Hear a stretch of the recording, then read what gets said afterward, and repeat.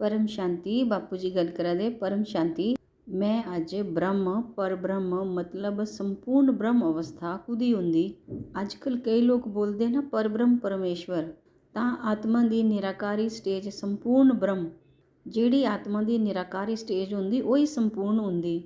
जिहड़ियां कई आत्माएं ने कई लोगों को तो मनदे ही नहीं कि निराकारी आत्मा की स्टेज हुंदी, कि कोई निराकारी दुनिया हुंदी। जियां कबीरपंथी है वो तो निराकारी स्टेजा जो मनदे ही नहीं, पूर्ण ब्रह्म निराकार नहीं है। तो पूर्ण ब्रह्म की मैं थोड़ी देर गल करदा है। पूर्ण ब्रह्म मतलब आत्मा की निराकारी अवस्था, मतलब आत्मा की बीज रूप अवस्था, आत्मा की पूर्ण स्टेज निराकारी स्टेज, चैतन्य अवस्था की संपूर्ण स्टेज निराकार, जिस जो परब्रह्म परमेश्वर बोलते, अहम ब्रह्मस्मि बोलते ना। तो जिहड़ियां आत्मा निराकारी स्टेज वालियां हन ਤਾਂ ਉਹ ਹੀ ਸੰਪੂਰਨ ਪੂਰਨ ਬ੍ਰਹਮ ਦਾ ਜਿਹੜਾ ਪਰਮ ਪਦ ਹੈ, ਤਾਂ ਉਹ ਹੀ ਪੂਰਨ ਬ੍ਰਹਮ ਸਵਰੂਪ ਨਿਰਾਕਾਰੀ ਸਟੇਜ ਬੀਜ ਰੂਪ ਅਵਸਥਾ ਹੈ। ਆਤਮਾ ਦੀ ਅਨਾਦਿ ਅਵਸਥਾ, ਆਤਮਾ ਦੀ ਅਨਾਦਿ ਅਵਸਥਾ ਮਤਲਬ ਆਤਮਾ ਦਾ ਜਾਲੂ ਕ੍ਰੀਏਸ਼ਨ ਹੋਇਆ, ਆਤਮਾ ਦਾ ਜਾਲੂ ਰਚਨਾ ਹੋਈ, ਉਹ ਹੀ ਮੂਲ ਅਵਸਥਾ ਆਤਮਾ ਦੀ, ਉਹ ਹੀ ਸਟੇਜ ਆਤਮਾ ਦੀ ਮੂਲ ਸਟੇਜ, ਆਤਮਾ ਦੀ ਅਨਾਦਿ ਸਟੇਜ ਉਸ ਦੀ ਮੂਲ ਸਟੇਜ ਰੂਪ ਆਤਮਾ, बीज रूप अवस्था निराकारी स्टेज। इयां समझा जिहड़ी आत्मा है वो शिव की आत्मा है, चाहे एक ते लेने चार कलाड़ी है शिव की आत्मा है, तां वो निराकारी स्टेजा विच परम धामे च है, तां सह परब्रह्म हुंदी ना। महाशिव की भी आत्मा चालू महापरम धाम च हुंदी, तालू वो महापरम ब्रह्म हुंदी ना। तो जिहड़ियां आत्माएं परब्रह्म परमेश्वर जो निराकारी स्टेजा जो नहीं जानदियां नहीं मनदियां, तां वो वास्तव च संपूर्ण ज्ञानी नहीं हैं ना।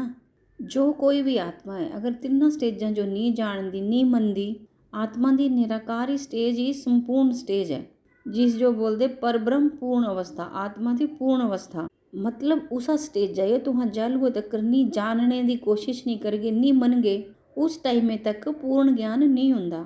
और आत्मा यो जालूए तक पूर्ण ज्ञान नहीं हुंदा, ਤਾਂ आत्मा चाहे आकारी दुनिया च है, चाहे विष्णुपुरिया चो है, चाहे शिवपुरिया चो है, ਤਾਂ भी जिहड़ी वो आत्मा है वो तड़पन रहनी। चाहे आत्मा विष्णुपुरिया चो है चाहे शिवपुरिया चो है, ਤਾਂ भी आत्मा जो तड़पन रहिंदी।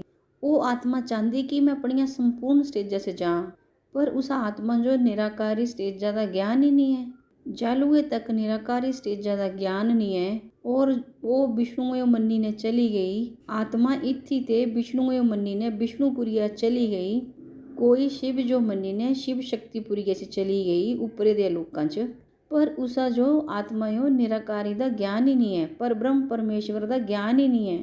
तां उस आत्मा जो अंदरे ते तड़पण रहिंदी, कमी महसूस होंदी कि मेरी आत्मा च कमी है, मिंजो कुछ चाहिदा, मिंजो कुछ होर चाहिदा, कुछ होर चाहिदा।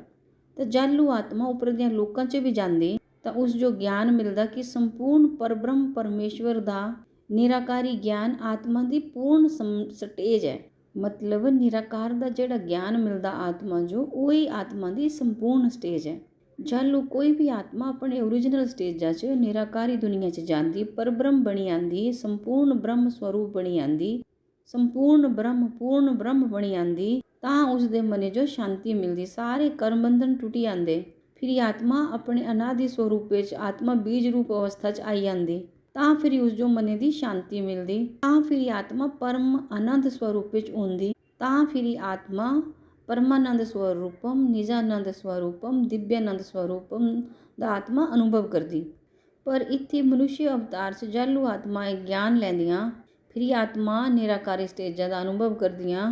जालू आत्मा अपने निराकारी स्वरूपे दा अपने अनादि स्वरूपे जो याद करदी, आत्मा अपने परमात्मा जो याद करीने अपने परमात्मा ते पावर लेने अपने अनादि स्वरूपे जो आत्माएं जालू याद करदी, मतलब आत्मा जो अपने अनादि स्वरूपे च परमात्मा जो याद करदी है, तो उहदी जिहड़ी उन्नति है बड़ी जल्दी हुंदी। आत्मा दी उन्नति एकदम निराकारी स्टेज, एकदम मैं निराकार है, और आत्मा कुती रहिंदी है तो पता ही है। आत्मा माइंड के सेंटर पॉइंट च रही ने, आत्मा माइंड द्वारा शरीर यो चलांदी, ये तो सारे जानते ही हैं।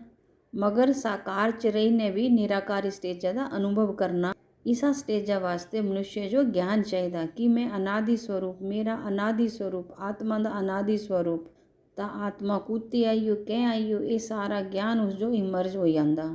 अनादि स्वरूप च जितना जितना आत्मा ਇਮਰਜ ਕਰਦੀ। ਜਿਹੜੀ ਆਤਮਾ ਹੈ ਉਹ ਬੁੱਧੀ ਅਤੇ ਅਨਾਦਿ ਸਰੂਪ ਵਿੱਚ ਰਹਿੰਦੀ।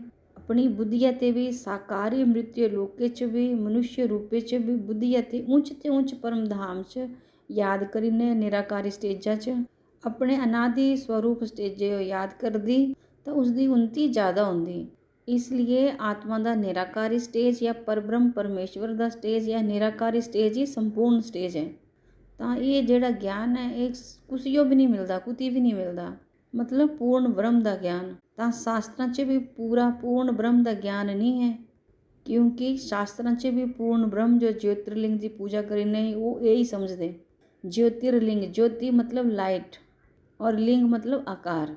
पर ब्रह्म परमेश्वरे दा पूजा करने का एक साकारी तरीका है। साकार च भी ज्योतिर्लिंग बनाते। ज्योति माना लाइट मतलब लाइटा दा, कने लिंग मतलब आकार। तां ज्योतिर्लिंग की पूजा करते तां ज्योतिर्लिंग ते फिर शिवलिंग होई गया। तां ये ज्ञान बदलता रहिंदा, हमेशा ज्ञान भी परिवर्तन होंदा रहिंदा, ज्ञान की स्टेज भी बदलती रहिंदी। जियां काल चक्कर घूमदा, काल मतलब समय का चक्कर घूमदा, इयां ज्ञाने का भी परिवर्तन होंदा रहिंदा। ज्ञान हमेशा धरती पर परिवर्तन होंदा ही रहिंदा। जियां पुराना ज्ञान और अज्जे का नया ज्ञान, नई दुनिया वास्ते नया ज्ञान चाहिए। अज दुनिया 'च चाहे लौकिक अलौकिक ज्ञान कितना भी बढ़िया है, कितने प्रकार के लौकिक ज्ञान हैं, इसी तरह अलौकिक ज्ञान, पारलौकिक ज्ञान, फिर एकदम अनादिकाले का ज्ञान, अनादिकाल।